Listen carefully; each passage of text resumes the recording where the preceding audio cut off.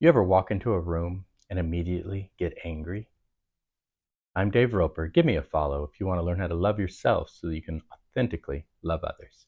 If you've walked into a room of people and immediately your emotions shift, and it's a shift like a quick transition, you go from anger, or sometimes you might just walk in a room and be full of joy, but there's a shift, most likely you would be what they call an undefined solar plex in your emotional system in human design.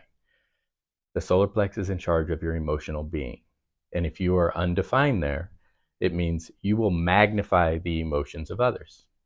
So whoever is defined, about 50 to 53% of the population are defined, they will have a consistent emotional wave. So the emotional being is actually more consistent than the undefined emotional system because I am undefined. We are constantly coming in and out of other people's emotional waves. So we are magnifying them.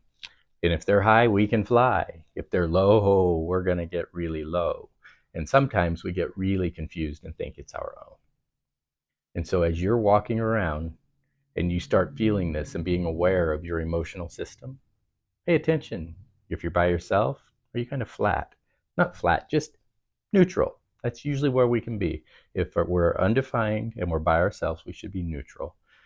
But as soon as you walk into somebody else's energy and they happen to be defined, wherever they're on their wave, you're going to magnify it.